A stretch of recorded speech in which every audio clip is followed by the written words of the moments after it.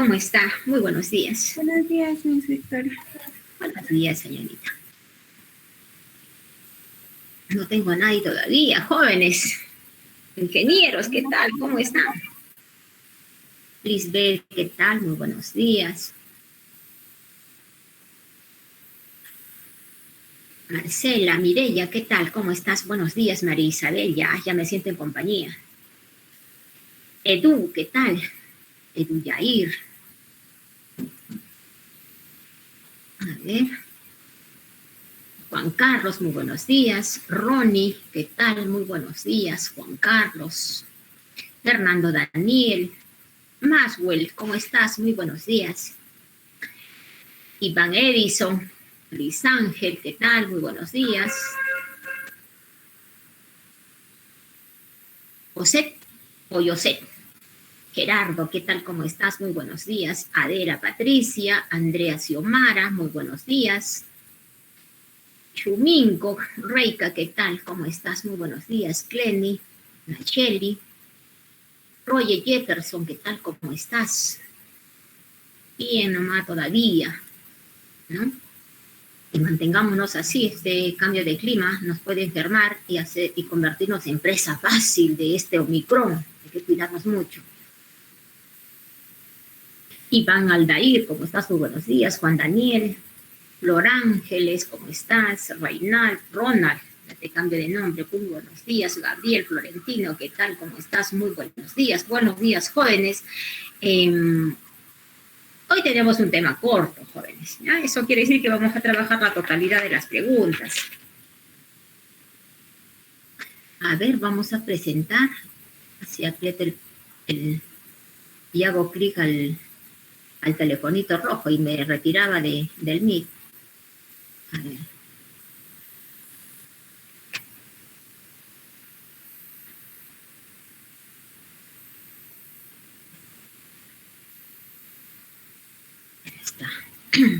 Muy bien, jóvenes. Entonces, este es el tema de esta segunda semana para ustedes del área de ingenierías. Vamos a hablar acerca de la periodificación de la historia, ¿no? En este tema tocaremos tanto la periodificación de la historia universal como la periodificación de la historia del Perú. Nada más, ¿ya? A partir de la tercera semana 3, semana 4, semana 5, semana 6, hablaremos de la prehistoria del Perú. O sea, toda la primera parte, solamente historia del Perú. Ya en la segunda parte de Seprusa, ya tocaremos temas de la historia universal. ¿Ya? Entonces, finalizamos con el tema de hoy, ¿no? El tema de la ciencia histórica para ustedes, el área de ingenierías. Aquí va. ¿Ya? Entonces, tenemos que mencionar, jóvenes, que la historia universal, ¿ya?, se inicia con la presencia del primer hombre sobre la faz de la Tierra, hace 4,5 millones. No nos olvidemos que la historia la hace el hombre. Si no hay hombre, no hay historia. Entonces, hace 4,5 millones atrás, habría pisado Tierra por primera vez un representante de nuestra especie. Ahí se iniciaría la historia universal y se prolongaría hasta el día de hoy. Esta historia universal se divide en dos grandes etapas, ¿ya? Primero, la prehistoria. Esa prehistoria se inicia con la presencia del primer hombre sobre la Tierra y se extiende hasta el momento en que el hombre inventó la escritura, que se da aproximadamente en el tercer milenio, ¿no? Como dato oficial se coloca el año 3000.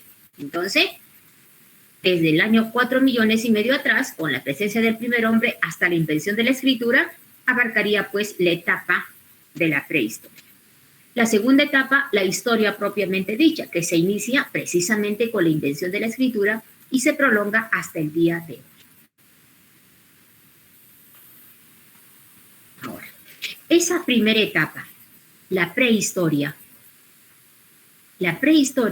a su vez, jóvenes, se divide en dos grandes edades, ¿ya? La edad de piedra y la edad de los metales. La edad de piedra es el periodo más antiguo de la historia universal, ¿ya? Esta edad de piedra, a su vez, se subdivide en dos grandes periodos: el periodo del Paleolítico y el Neolítico. El Paleolítico es el periodo más antiguo. Se inicia hace 4,5 millones de años atrás. ¿Con quién? Con el primer representante de nuestra especie. ¿Ya? En el Paleolítico, entonces, aparecería el primer hombre sobre la faz de la Tierra. Una característica, segunda característica del Paleolítico. Este hombre, jóvenes, desarrolla 3 actividades básicas que le permiten sobrevivir en la Tierra: la recolección, la caza y la pesca. Estas 3 actividades básicas obligaron al hombre a trasladarse de un lugar a otro. ¿Por qué? Porque tienen, pues, la necesidad de conseguir alimentos, ¿no? Estos hombres, cuando aparecieron en la Tierra, se ubicaban en un determinado lugar y consumían todo lo que la naturaleza les daba en esa zona, hasta depredarla. Una vez depredada, estos hombres, buscando alimentos, abandonaban este lugar y se dirigían a otro. Y así sucesivamente, ¿no? La depredaban y buscaban otro lugar e igualmente la depredaban. Entonces, esas 3 actividades básicas obligaron al hombre a ser nómada, a trasladarse de un lugar a otro. No tienen todavía una ubicación fija. Y si solamente a través de la caza, la recolección y la pesca, estos hombres toman lo que la naturaleza les da sin transformarla, sin coger todavía la producción, entonces estamos diciendo que la economía que practicaba el hombre del Paleolítico viene a ser la depredación, ¿no? La economía depredatoria, llamada también parasitaria o de sobrevivencia. Ahora, otra característica más del hombre del Paleolítico. En el Paleolítico el hombre no solamente llega a conocer el fuego, sino que el hombre va a utilizar el fuego, ¿no? Y esta utilización del fuego va a acelerar, pues, su proceso de hominización, ¿no? Entonces, el fuego será utilizado como herramienta para poder, por ejemplo, ¿no? Ablandar los alimentos a través de la cocción, o también será utilizado como arma, ¿no? O bien de defensa o bien de ataque, y de esa manera tener oportunidades puede sobrevivir. Y finalmente tenemos que hablar de una característica importante, ¿no? Propia del Paleolítico superior. Ya lo desarrolla la última especie, ¿no? De nuestros primeros representantes que nunca se extinguió, el Homo sapiens sapiens Cro-Magnon. El sapiens Cro-Magnon es quien va a desarrollar arte. Y aquí tenemos que en el Paleolítico ya tenemos, pues, el desarrollo de la escultura, ¿no? Así, el resultado de ese primer trabajo viene a ser esta, ¿no? Las Venus. Y también tenemos el arte más conocido por nosotros, que vienen a ser las pinturas rupestres. Entonces, las primeras manifestaciones artísticas se van a dar, pues, en el Paleolítico. Continuamos. En el Neolítico. En el Neolítico, el hombre jóvenes ya desarrolla inteligencia. El hombre va a conocer la agricultura y la ganadería. Quiere decir que comienza, ¿no? Con la producción. El hombre va a comenzar a criar los animales para poder alimentarse y a cultivar la tierra, ¿no? Para poder obtener los alimentos que necesita. Esto quiere decir que de una economía depredatoria, el hombre en el Neolítico pasa a una economía de producción. El hombre produce, el hombre trabaja para poder sobrevivir. Es muy importante también mencionar, jóvenes, que debido a estas 2 actividades económicas, la ganadería y la agricultura, el hombre deja de ser nómada, porque ahora ya no necesita, ¿no?, estar deambulando de un lugar a otro para conseguir el alimento, porque ahora ya lo produce. Entonces ahora tiene la necesidad de establecerse en un mismo lugar, porque si no, ¿cómo va a criar los animales? ¿Cómo los va a proteger? No los puede abandonar. Y también, jóvenes, tienen que esperar, pues, el tiempo necesario para alcanzar la cosecha. Entonces, gracias a la ganadería y a la agricultura, el hombre se hace sedentario. Ahora, estas mismas actividades económicas van a producir un gran cambio, ¿no?, en las relaciones sociales de esas poblaciones. ¿Por qué? Porque ahora van a tener que dividirse entre todos ellos el trabajo. Aquí en el Paleolítico todos eran iguales, ¿se acuerdan? Todos cazadores, todos pescadores, todos recolectores. Acá ya no. Acá va a comenzarse a diferenciarse la población, primeramente en cuanto al sexo y a la edad. ¿no? Teniendo como base el sexo y la edad, van a comenzar a repartirse el trabajo. La agricultura en un inicio era pues una actividad sencilla, de tal manera que solamente consistía en arrojar la semilla en lugares fértiles y luego observar a que crezca y luego cosechar. Entonces, esta actividad sencilla era desarrollada por las mujeres, por los ancianos y por los niños. Sin embargo, la ganadería, que requería de fuerza y de agilidad, ¿no? Porque era necesario proteger a sus animales, entonces estaba en manos de los varones, los hombres y adultos, ¿no? En pleno uso de la totalidad de sus fuerzas. Entonces, la primera división social del trabajo se va a dar, pues, teniendo en cuenta tanto el sexo como la edad. Sexo, varón-mujer, edad, niños, ancianos, adultos.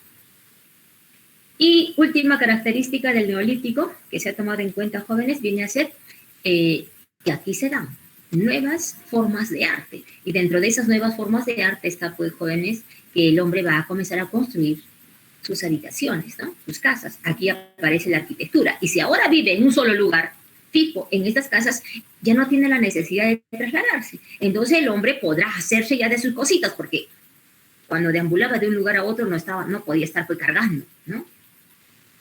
Sus bienes. Entonces ahora sí, comienza a desarrollar la cerámica.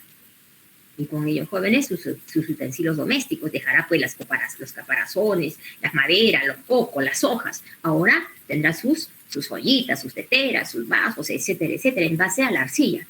Entonces, arte en el neolítico, sobre todo, jóvenes, importante la cerámica junto ¿a qué? A la arquitectura.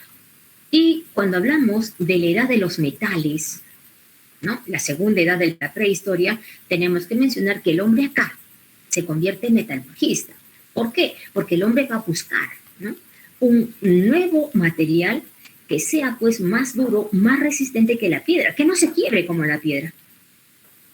Y en ese afán, el hombre va a primeramente descubrir el cobre, ¿no? El cobre es un producto que no se quiebra con facilidad como la piedra, pero tiene un defecto. Es muy maleable, se dobla con facilidad. Entonces, no puede ser el material que reemplace a la piedra. Continuando, el hombre, jóvenes, va a comenzar a alear los metales. Y al alear el cobre con el bronce, disculpen, cuando va a alear el cobre con el estaño, va a tener como resultado al bronce. El bronce es un material mucho más duro que el cobre, pero todavía no lo suficiente para reemplazar a la piedra. Hasta este tiempo, hasta la edad de bronce, el hombre continúa utilizando la piedra y esos metales, ¿no? Y hasta acá llegamos nosotros, ¿no? En el Perú, cuando los españoles llegaron a nuestro territorio, nosotros estábamos ahí con el bronce. Todavía no conocíamos el hierro. Bien, continuamos con la historia universal, entonces. Ahora, mucho más tarde, con más conocimiento, el hombre va a alear varios metales y finalmente, pues, va a conseguir el hierro. El hierro, sí, duro, fuerte, resistente, reemplazó completamente la piedra. Cuando hablamos de la edad de hierro, ya no hablamos de la piedra. Ya no la utilizan. ¿Para qué? Si se quiebra con facilidad. Entonces, en la edad de hierro, ya, pues, en Mesopotamia, por ejemplo, se va a dar la invención de la rueda del hierro, aplicado tanto a la guerra como a la agricultura. Y luego se va a dar, pues, la confección de las espadas, con las cuales se va a facilitar, ¿no? Las guerras de invasión que se va a dar en la edad antigua. Entonces, hasta esta edad comprendería la etapa de la prehistoria, ¿no? El hecho que pone fin a la prehistoria viene a ser la invención de la escritura. Y con la invención de la escritura entramos a la segunda etapa, que viene a ser la periodificación de la historia propiamente dicha. La historia, jóvenes, comienza con la invención de la escritura, hace aproximadamente 3.000 años atrás, y se prolongaría hasta el día de hoy. Esta historia, ya no prehistoria, esta historia, jóvenes, a su vez se subdivide en 4 grandes edades, ¿ya? Así teníamos a la edad antigua, que se inicia con la invención de la escritura y se prolongaría hasta el año 476 después de nuestra era, con la caída del Imperio Romano de Occidente. Esta primera edad Fíjense acá. Esta primera edad, jóvenes, se va a caracterizar porque en este tiempo se va a dar el desarrollo de las grandes civilizaciones de la antigüedad, ¿no? Aquí tenemos que hablar pues, de las civilizaciones de Oriente como las de Occidente. La civilización más antigua, aquella que todavía tiene sus inicios en el Neolítico Superior, vendría a ser Mesopotamia, ¿no? En Mesopotamia se inventa la escritura cuneiforme. Posteriormente tenemos el desarrollo de la cultura Egipto, también tenemos la cultura Grecia, la cultura romana, la cultura hindú, los hebreos, China, etcétera, etcétera, etcétera. Entonces, las sociedades esclavistas son la característica principal de la Edad Antigua. Con la caída del Imperio Romano de Occidente, el año 476, se iniciaría la Edad Media, que se prolongaría hasta el año 1453, en que se produce la caída del Imperio Romano de Oriente, o también conocido con el nombre del Imperio Bizantino, ¿no? La Edad Media se va a caracterizar porque acá es donde se va a dar pues, el desarrollo de los gobiernos, ¿no? De los reinos bárbaros, llamados también germanos. Ellos van a ocupar el antiguo territorio de Roma. Y la formación de la gran sociedad feudal, ¿no? Donde los señores feudales alcanzan el máximo poder y la propiedad más preciada, más cara, sinónimo de riqueza, de poder y nobleza, vienen a ser las tierras, denominadas feudos. Así finaliza la Edad Media, el año 1453, y se da inicio a la Edad Moderna, que se prolonga hasta el año 1789. La Edad Moderna es aquel tiempo en el cual se va a dar el gran desarrollo de las monarquías absolutistas, ¿no? Monarquías absolutistas que van a desarrollar un gobierno a favor únicamente de la alta clase social, ¿no? Desconociendo completamente los derechos del pueblo, ¿no? El pueblo no tiene derecho a nada. Es acá donde surge el pensamiento del derecho divino. Los reyes gobiernan porque Dios lo quiere. Y si Dios ha colocado a los reyes a que gobiernan, entonces no tiene por qué gobernar a favor del pueblo, ¿no? Esa es la razón también, jóvenes, por la cual el pueblo cansado de tanto atropello, de tanta explotación, el año 1789 toma las armas allá en Francia. ¿Qué es lo que quiere? ¿Qué es lo que busca? Derechos, pues. Derechos de libertad, de igualdad, de fraternidad, porque ya no acepta un gobierno absolutista. El pueblo quiere llegar a gobernar, por eso quiere el derecho de igualdad. Si el rico gobierna, el pueblo también. Y como sale victorioso en la Revolución Francesa, entonces elimina definitivamente acá a la monarquía absolutista y crea en su lugar el gobierno republicano, ¿no? La República Democrática. O un gobierno basado en una constitución que garantice la igualdad para todos. Así finaliza la Edad Moderna y comienza pues la Edad Contemporánea, el año 1789, que se prolonga hasta el día de hoy. En la Edad Contemporánea vamos a tener el pleno desarrollo de las sociedades industriales, ¿no? Ahora la acumulación de riqueza es en base a la producción industrial. Aquellos países que desarrollen altamente las industrias se colocarán pues en la cima del poder, ¿no? Como grandes potencias mundiales. Y precisamente en ese afán de competir por desarrollar sus industrias, vamos a caer pues en esas grandes guerras mundiales, tanto la primera como la segunda, ¿no? Es en esa etapa en la que estamos hoy, ¿no? La edad contemporánea. Acá también se va a dar pues la tercera revolución industrial, ¿no? Surgiendo una nueva fuente de energía que viene a ser la energía atómica. Hoy nos encontramos entonces dentro de esta edad contemporánea. ¿Hasta cuándo? No sabemos, ¿no? Tendría que presentarse algún hecho que modifique, que cambie completamente la forma de pensar, actuar y de sentir de la población para darle fin a esta edad e iniciar otra. Entonces, jóvenes, hasta acá la periodificación de la historia universal. Nos vamos con las primeras preguntas, a ver. Ingenierías.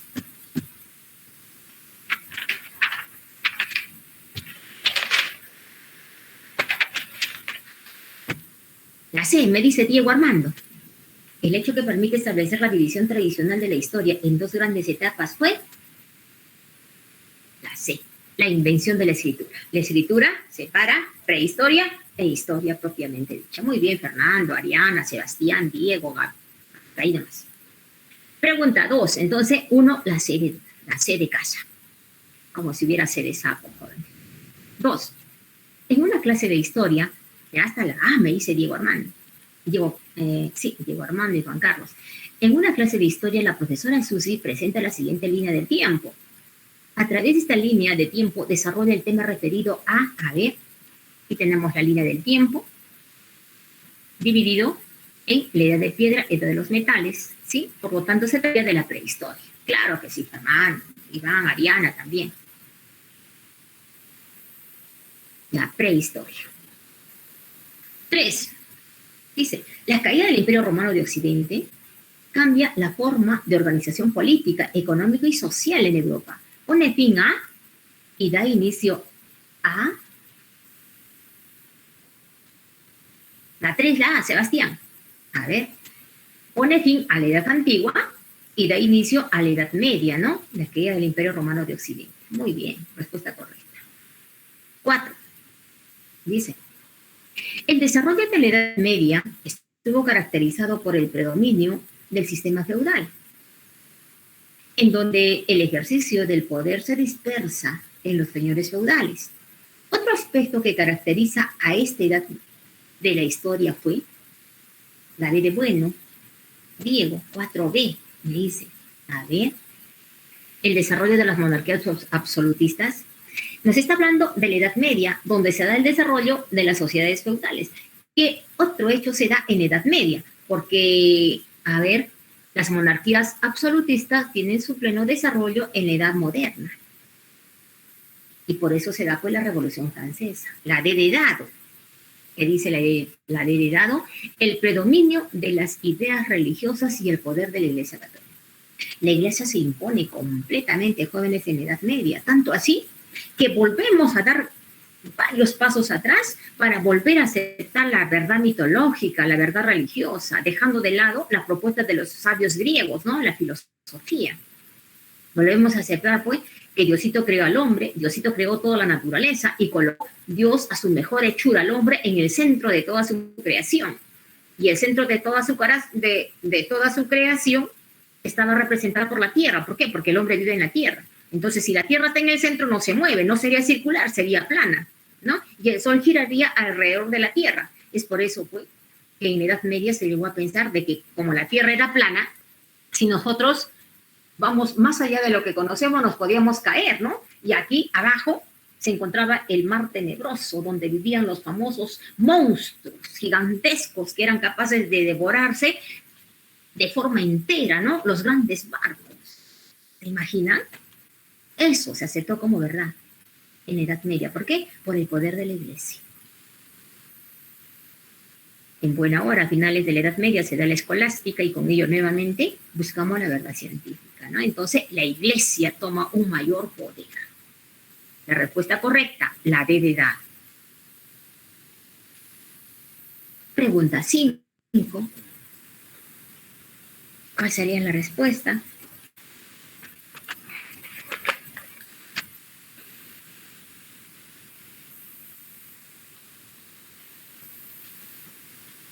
No corresponde a esta edad de la historia. ¿De qué edad estamos hablando? De la contemporánea. ¿Cuál es la respuesta? La de edad, la guerra de los 30 años. No se da en la edad contemporánea, se da en la edad moderna, ¿no? Entonces, la respuesta correcta, la de edad.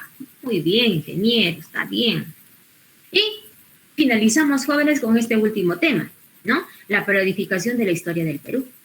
Si la historia la hace el hombre, entonces la historia del Perú se iniciaría con el primer hombre en nuestro territorio. Y ese primer hombre había llegado, jóvenes, 20.000 años antes de Cristo, ¿no? Si sumamos los 2.000 años que estamos viviendo hoy, también podemos decir que hace 22.000 años atrás se inicia la historia del Perú, con el hombre de Pacaycasa, ¿verdad? Que llegó, pues, a nuestro territorio y habitó en las famosas cuevas de Piquimachay, allá en Ayacucho.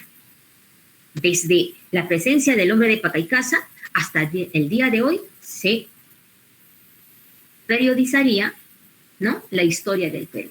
Entonces, esta historia del Perú, que comienza hace 22.000 años atrás o 20.000 años antes de Cristo, se dividiría en 3 grandes periodos, ¿ya? El periodo autóctono o Perú autóctono, ¿no?, en que la población del Perú es únicamente propia, originaria del Perú, ¿no? Sin la participación de población extranjera. Tenemos el periodo colonial o Perú colonial, que ya tenemos la llegada de poblaciones de afuera, estamos hablando de los españoles, y el periodo del Perú independiente en el que nosotros nos liberamos, nos sacudimos de los extranjeros y comenzamos un gobierno propio, ¿ya? Entonces, el Perú autóctono se va a dividir en dos grandes etapas, ¿verdad? La primera etapa, la etapa pre-inca, que comenzaría 20.000 años antes de nuestra historia. Después de venir 22.000 años, ¿no? Porque esos 20.000, ustedes les suman los 2.000 después de nuestra historia. Estamos en el 2021. Entonces, se iniciaría la etapa pre-inca con estos cazadores nómadas. El primero, ¿no? Paca y Caza. Tenemos ahí a Paiján, a Chivateros, a Lauricoche, etcétera, etcétera, cazadores nómadas. Luego ellos van desarrollando cultura en nuestro territorio y entramos, ¿no?, a la presencia de los horticultores, luego los sedentarios, luego la formación de las sociedades del precerámico, como Caral, y luego las culturas altas, ¿no?, con conocimiento de cerámico. La cultura chavín, la cultura paracas, la cultura chincha, nazca, tiwanaco, huari. Entonces, aquí, la etapa pre-inca. La segunda etapa es la etapa inca, que se iniciaría aproximadamente en el siglo XII, ¿no?, cuando una de esas culturas pre-incas, uno de esos reinos, va a alcanzar un gran poder y un gran desarrollo que le va a permitir, pues, dominar todo este territorio del Perú, conformando el Gran Tahuantinsuyo, ¿no? Es el imperio de los incas. La segunda etapa es el imperio de los incas. ¿Hasta cuándo se prolonga? Hasta el siglo XVI, precisamente hasta el año 1532, en que llega Francisco Pizarro y nos descubre. En ese momento estaríamos entrando al Perú colonial. En nuestro territorio ya no va a haber solamente peruanos, ¿no? Ahora vamos a tener extranjeros, los españoles. Entonces, se descubre el Perú el año 1532, se conquista el Perú ese mismo año a finales, noviembre, con la toma de Cajamarca, la captura de Atahualpa, el asesinato de Atahualpa y el año 1533 la toma del Cusco. Así se produce la conquista de nuestro Tahuantinsuyo. La tercera etapa se va a dar en el año 1542, cuando después de la muerte de Almagro y de Pizarro, ¿no?, los conquistadores, los reyes de España deciden, pues, a través de las nuevas leyes de Barcelona, crear el virreinato del Perú, en el cual el Perú va a estar gobernado bajo un gobierno absolutista, ¿no?, dirigido por el rey de España. ¿Por cuánto tiempo? Aproximadamente 3 siglos. Después de esos 3 siglos de abuso, de explotación, jóvenes, la población del Perú, la población indígena del Perú y los criollos van a decidir liberarse. Aquí comienza la etapa de la emancipación. El primer hecho se da el año 1780, ¿no?, con la revolución de Tupac Amaru. Y luego tenemos, pues, ¿no?, que el proceso emancipatorio continúa de manos de los criollos próceres hasta conseguir la proclamación de la independencia el año 1821. Con este hecho se inicia el Perú independiente. Ese Perú independiente, ¿no?, en que los extranjeros van a ser arrojados de nuestro territorio y el Perú comienza su vida propiamente, ¿no?, autónoma e independiente. Aquí, este periodo se divide en una sola etapa, que viene a ser la República, ¿no? A partir de conseguir la libertad, el Perú va a comenzar a gobernarse a través de esa república independiente, autónoma y soberana, ¿no?, por peruanos, denominados presidentes. Ellos van a ser elegidos por el pueblo, ¿no? Hablamos de un gobierno democrático. Esos presidentes elegidos por el pueblo son los que gobiernan y hoy, ¿no?, nos encontramos actualmente gobernados por presidentes, ¿no? El último presidente, el presidente actual, el profesor Pedro Castillo. Entonces, estos vienen a ser los periodos, los 3 grandes periodos en que se divide la historia del Perú. Cada uno de esos periodos divididos en etapas, ¿no? Entonces, con esto finalizamos, jóvenes, nuestra parte teórica y pasamos, ¿no?, a desarrollar las últimas 5 preguntas de su práctica. La 6 la D, me dice Diego Armando, desde edad. Dice, la periodificación de la historia del Perú comprende 3 periodos, ¿ya? Al respecto, relacione correctamente los hechos contenidos en cada uno de los periodos. A ver, la D de dado. Diego también. Aquí está, D de dado. Una, B y F. Periodo autóctono. El triunfo de los incas sobre los chancas. Hecho en el Perú antiguo. Claro que sí. A ver, F. La construcción del complejo arquitectónico. Etapa pre-inca. ¿No? Entonces, el primero etapa inca, el segundo etapa pre-inca. Ambas son etapas del Perú autóctono. 2. Según la D, CD, periodo colonial, ¿no? La muerte de Francisco Pizarro durante la conquista. Sí, D, la rebelión de Tupac Amaru durante la etapa de la emancipación. Correcto. 3, periodo republicano. AE, la guerra con Chile, ¿no? Está gobernando. Mariano Ignacio Prado, es república. Y la E, ¿dónde está? La 3AE. La E vendría a ser el onceño de Leguía, también, ¿no? El gobierno de este dictador, Augusto de Leguía. También en la etapa republicana. Entonces, la respuesta correcta es la de dado. Continuamos. Tenemos la pregunta 7. Diego Armando, ahora está acelerado ahí. C, a ver, la 7C, muy bien, así tiene que ser hasta la última semana y en el examen igual. 7. La imagen hace referencia a la lucha entre españoles e indígenas por el control del Tahuantinsuyo. Este hecho está comprendido en el periodo, la 7, la C, colonial. Si hablamos de la presencia de españoles en nuestro territorio, es colonial. Sin duda. Muy bien. Pregunta 8. Diego Armando, la E, ¿no? Nos está hablando de Fernando Belaúnde Terry, presidente del Perú, cuando gobernó en la República, ¿no? Ahí se suscitó el problema de la IPC, el acta italiana, por la conducción de la Brea y Pariñas. Muy bien, Perú republicano, no hay duda. Siguiente. Pregunta 9, nos va a sobrar tiempo. La 9, la C, Eduyair. Diego Armando, la C. Muy bien, a ver, dice. Una característica predominante durante la dominación española es el proceso de mestizaje cultural que va a configurar lo que es el Perú actual. Este hecho se refleja en la diversidad cultural que poseemos y de la cual nos sentimos orgullosos. De acuerdo a la periodificación de la historia del Perú, señale los periodos que están comprendidos en este planteamiento. La respuesta correcta fue la C, a ver, colonial republicano, ¿no? El proceso de mestizaje cultural, jóvenes, se va a dar pues durante la colonia. ¿Por qué? Porque aquí se van a fusionar dos culturas, ¿no? La cultura occidental, traída por los españoles, y la cultura americana, propia de nuestro territorio, la cultura andina. Entonces, como resultado de la unificación de esas dos culturas, tenemos la cultura mestiza. Esa cultura mestiza que se continúa, ¿no? Nosotros somos el resultado de ese mestizaje cultural. Uno de las pruebas que se percibe mejor de esa fusión no está solamente en el idioma o en la vestimenta, ¿no? Sino también, jóvenes, en la religión. Recuerden ustedes que la forma más fácil para aquellos países conquistadores, caso de los españoles, de dominar y subordinar una población era pues a través de la religión. Cuando llegaron, lo primero que hicieron los españoles era imponernos su religión. Y como la población indígena tenía sus propios dioses, sus propias creencias, entonces comenzaron pues a torturarlos, a asesinarlos, ¿no? A golpearlos, para que olviden, para que dejen de lado sus costumbres religiosas y tomaran en cuenta solamente la religión cristiana.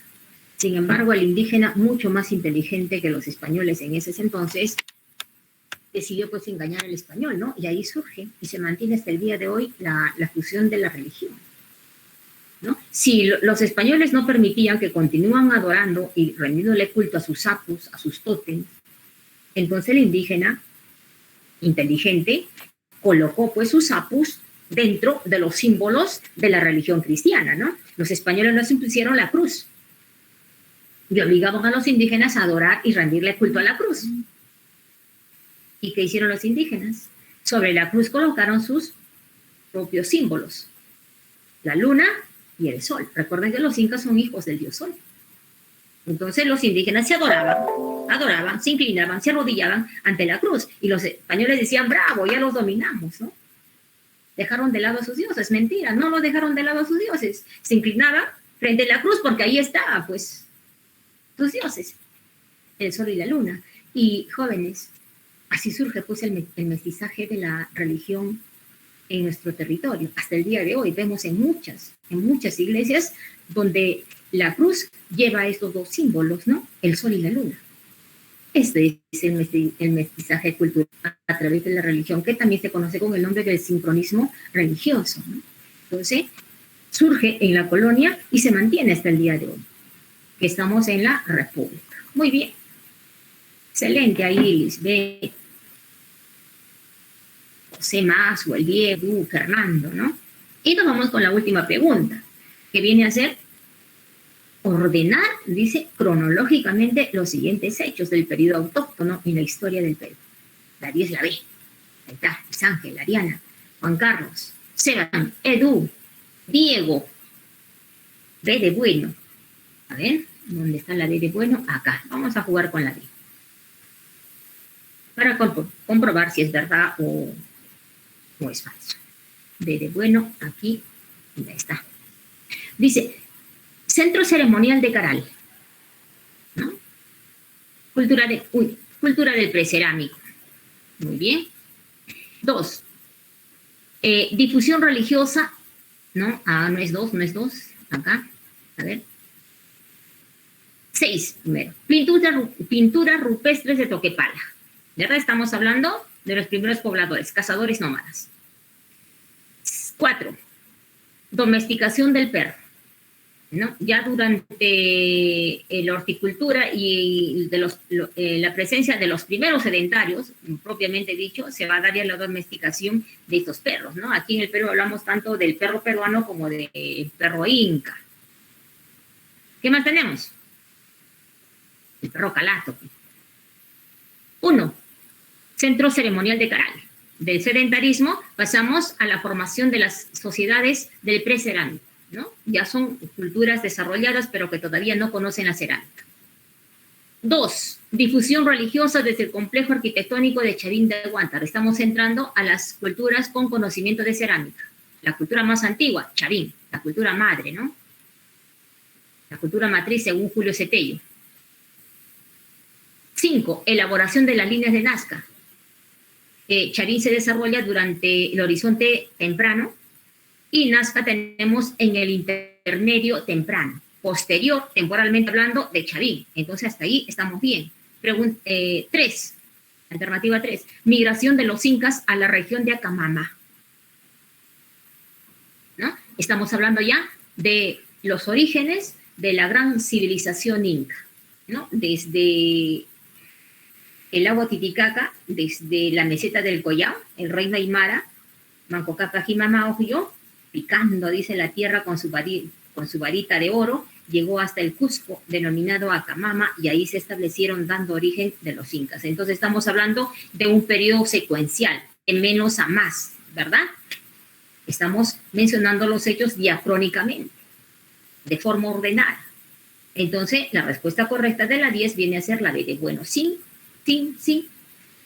error. Muy bien, claro que sí. Luis Ángel, más con la respuesta. La B de bueno, la respuesta correcta de la pregunta 10. Tenemos un minutito, si hay alguna duda, jóvenes, o nos quedamos acá y se quedan con ese minutito más de receso. ¿Qué dicen? La señorita Nicole nos aprueba, nos retiramos. No, pues chicos, decidan. Muy bien.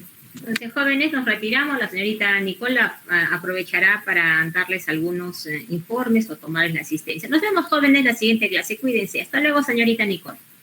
Hasta luego, a mí, cuídense.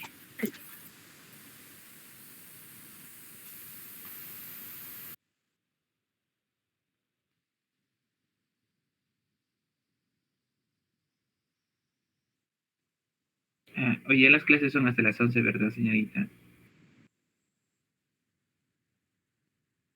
hoy día es normal, 11:25. A ver. Ahorita nos toca lo que es filosofía.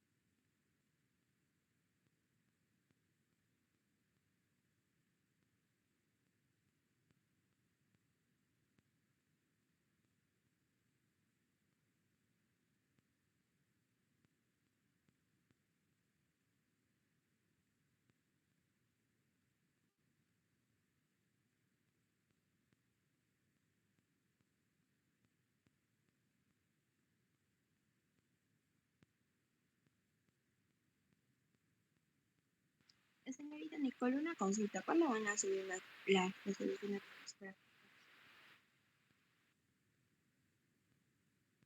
¿Perdón, qué dijiste? ¿Cuándo van a subir las resoluciones de las prácticas? Te escucho bajito.